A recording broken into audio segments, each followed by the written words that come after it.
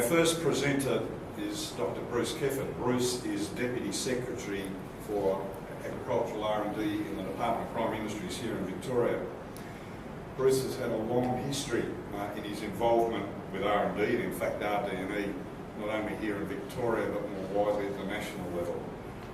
His background includes not only RD&E but also involvement in the regulatory side, broader science management and governance, again both here in Victoria at the industry level, particularly with the dairy industry in this state and beyond.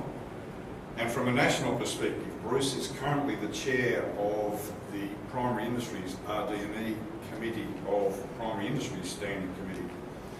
And through that RD&E Committee, Bruce has been, I think it's fair to say, the driving force behind the development and ongoing evolution of the National RD&E Framework and the Ministerial Council. The topic of Bruce's presentation is what is changing in primary industries RD&E in Australia and why. So please welcome Bruce Kefford. Thank you, Clive.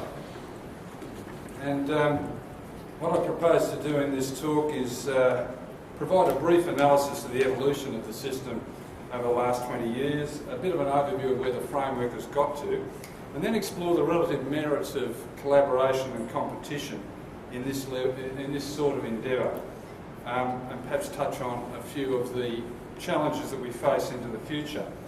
I have to say that many of these views are my views alone, so I'm not really speaking for anyone else when I make these comments, and please understand that. Well, where does the story begin? Well, basically, a person who I regard as a national icon is John Kerrin, and back in 1989 he established what we now recognise throughout the RD&E system as the fundamental institutional structures.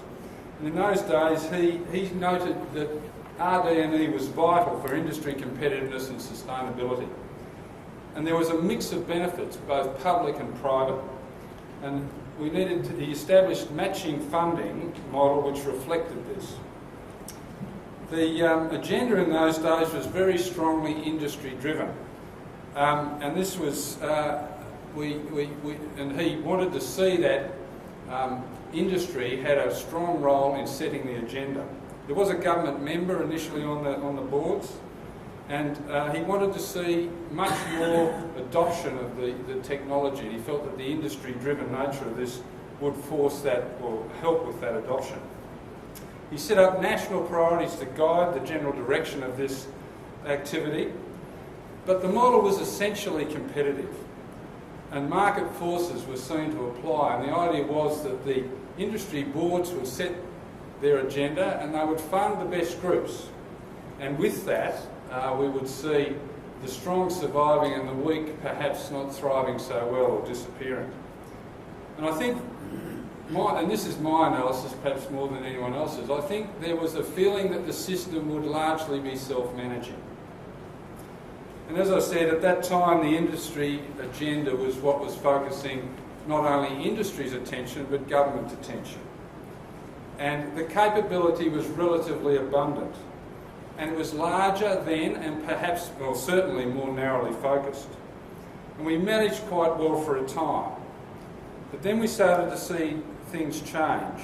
We saw emerging cross-sector issues come out, such as water and climate change. And these agendas attracted the attention of governments. We saw the capability soon become stretched because it had to turn its attention to these broader areas of activity. We saw relentless cost pressures and funding pressures on governments and industries start to take their effect. And we saw the capability strangely constrained in its ability to change. Underutilised capability was retained as opposed to being disposed of, as we would have thought might have been the case. And we saw the inability to invest in new areas. And as a consequence, capability gaps emerged in important areas. And so how were we going to cover this growing breadth of activity? And what we needed was a new model. And this is where Ministerial Council and the Standing Committee came into play. In 2005 we saw the ministers agree to the concept that we could run a research capability nationally as long as it was backed up by development extension in regions. They then agreed to a set of principles which were designed to improve efficiency, effectiveness and foster collaboration and information sharing, which had strangely been rather absent.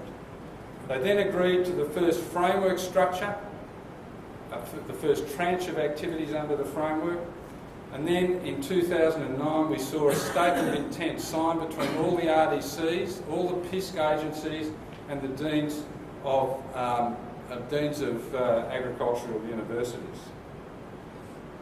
This is a slide which characterises the first of the tranche of the framework.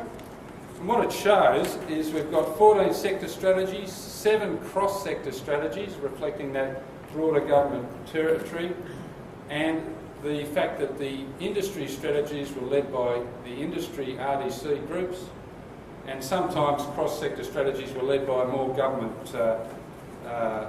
agencies. The role of the government agencies in that was to facilitate connection with all the government agencies and the universities, and not to corner the market, and certainly not to inhibit others coming to the party.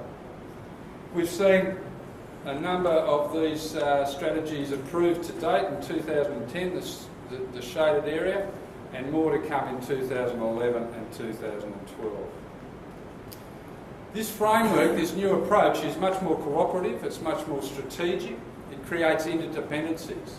All the parties are now much more interdependent than they once were.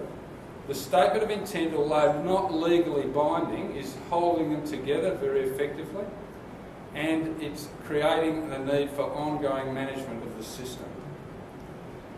There are institutional arrangements which are being worked on to date and many more to come. We need to ensure that national research is made accessible to all those who need it in the nation. As a consequence, we have to manage intellectual property so it's not a barrier to that. We can see benefits in harmonising common processes for efficiency and effectiveness gains. We need to oversight the whole of the portfolio, and therefore we need investment data.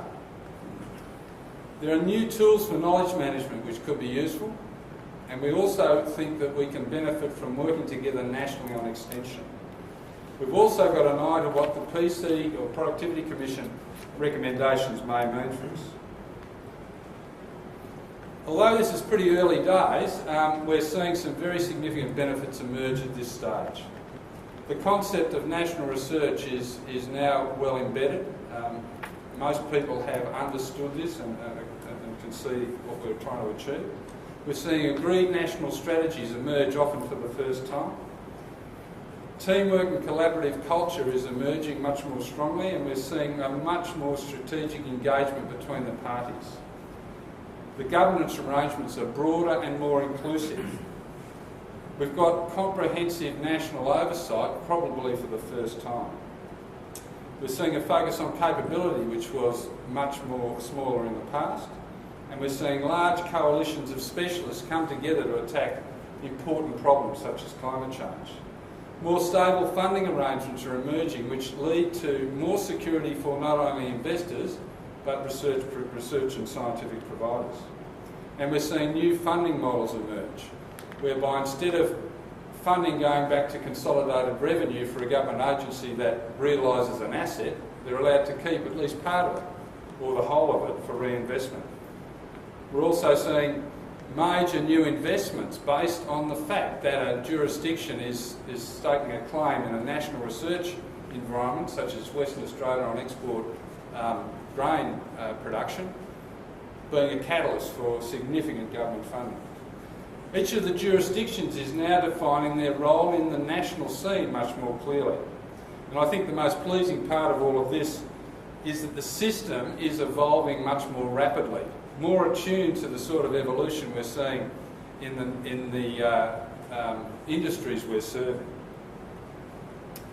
But clearly there are risks to collaboration which are necessary to consider as well. It's hard to establish this, and there have been times when many of us have wondered if you could establish collaboration on this level. Clearly, consolidation can reduce competition. If it goes too far, we wind up with monopolies, increased costs, poor performance because the system isn't kept on its toes. It could create barriers to entry.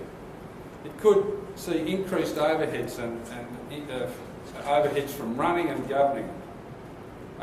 If we have all our effort tied to large groups, for example, and one of them fails, that's a significant risk to loss of capability. You could also see reduced diversity of ideas and innovation as well as free riding. But one of the things I'd like people to think about is I think many of those risks exist in the current model or the previous model. There's very significant consolidations of capability already, simply because of the structure of it. So I don't think collaboration of itself can be blamed for some of these things emerging. So I'll argue that collaboration is important, but we do need to place competition in the right place. We need to have the right amount of collaboration and competition. And let's just look at perhaps why competition didn't serve us better